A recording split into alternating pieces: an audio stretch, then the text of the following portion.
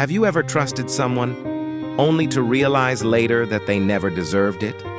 Most people think trust is something you give because someone earns it. But psychology tells a different story.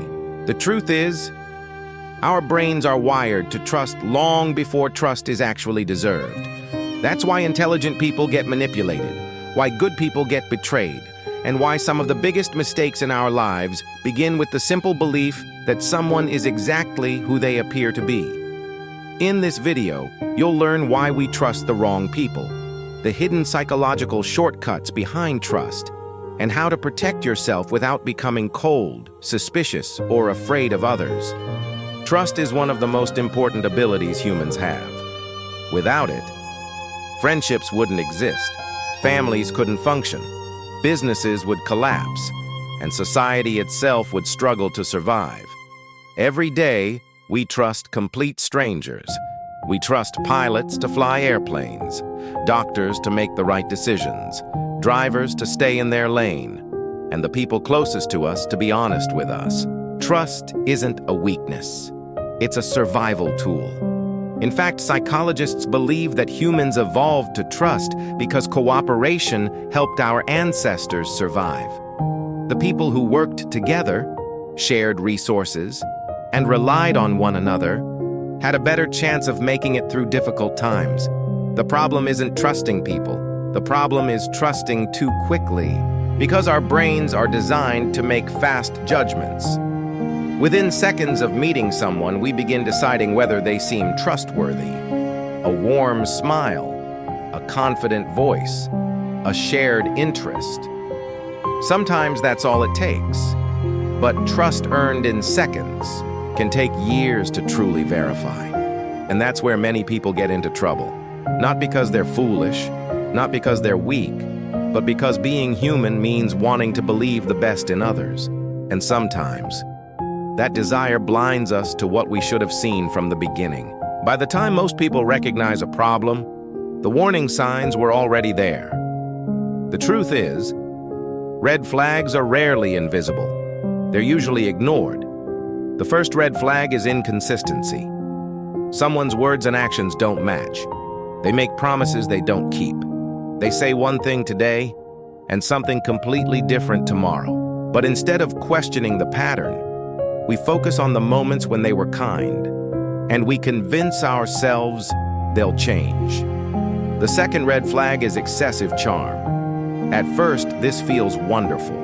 They know exactly what to say. They make you feel special, important, understood. But trust is built over time. Anyone can create a good first impression. Character is revealed through consistency, not charm. The third red flag is emotional intimacy that develops too quickly. They tell you their deepest secrets. They want to know yours. They make you feel like you've known each other forever. But genuine connection takes time. When emotional closeness appears instantly, it's worth asking why. Because real trust grows slowly. The fourth red flag is disrespect for boundaries. It often begins with small things, ignoring your preferences, pushing you after you've said no, making you feel guilty for having limits. And because the behavior seems minor, many people overlook it. But small boundary violations often become larger ones. So why do we ignore these signs? Because we don't see people as they are. We see them as we hope they will be. And hope can be louder than evidence, especially when emotions are involved. If trust is one of the most powerful things we can give, then betrayal is one of the most painful things we can experience. And the reason it hurts so much has very little to do with the event itself. It has everything to do with what the event destroys. The first thing betrayal destroys is trust.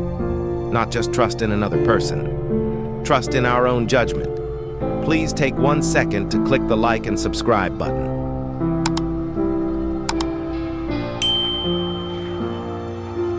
After betrayal, many people don't just ask, why did they do it? They ask, how did I not see it? And that question can be far more painful because it creates doubt. Doubt about our instincts, doubt about our decisions, doubt about ourselves. The second reason betrayal hurts so deeply is identity disruption. Every important relationship becomes part of how we see ourselves. A friend, a partner, a mentor, a family member. These relationships become part of our story, part of our understanding of the world. But when someone betrays us, that story suddenly changes. The person we thought we knew no longer exists in the way we imagined. And for a moment, we don't know what to believe. We aren't just grieving the relationship.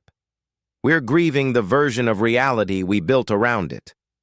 The third reason betrayal hurts is broken expectations. Pain often comes from the gap between what happened and what we believed would happen. The greater the expectation, the greater the disappointment. That's why betrayal from a stranger hurts.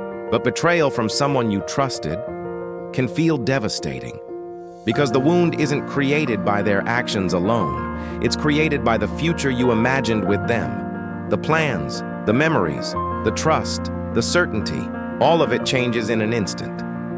But here's the part many people eventually discover. Betrayal doesn't only reveal another person's character, it reveals our own strength. Because healing begins the moment we stop asking, "Why did this happen to me?" and start asking, "What can this teach me?" The experience may leave a scar, but scars are proof that something painful happened and that you survived it. So how do we trust people without becoming naive? And how do we protect ourselves without becoming cold? The answer isn't to trust less, it's to trust smarter. The first step is simple. Observe actions more than words. Words tell you who someone wants to be. Actions tell you who they are. Anyone can make promises. Anyone can say the right thing. But over time, behavior always reveals the truth. The second step is to let trust develop slowly. In today's world, we're encouraged to move fast. Fast friendships, fast relationships, fast commitments. But trust was never meant to be rushed. The strongest trust is built gradually, one interaction, one promise, one experience at a time. The third step is to pay attention to consistency, not how someone behaves on their best day, not how they behave when everything is easy, but how they behave repeatedly, over weeks, over months, over time. Because trust isn't built through isolated moments, it's built through patterns. The final step is to maintain healthy boundaries. Many people think boundaries push others away, but healthy boundaries actually protect relationships. They create respect, clarity, and accountability. The people who truly care about you will respect your limits, and the people who don't reveal something important about themselves. The goal isn't to become suspicious of everyone. The goal is to become a better observer. Because trust is not a gift that should be handed out carelessly. It's something that grows through evidence, through consistency, and through time. The truth is, most people are not trying to deceive you. Most people are simply human, imperfect, complicated, and doing the best they can. That's why the answer isn't fear, it's wisdom. Trust people, but trust them slowly. And remember, the healthiest relationships aren't built on blind faith. They're built on proven trust. If you enjoyed this video, subscribe for more psychology and human behavior insights, and let me know in the comments, what do you think is the most important foundation of trust?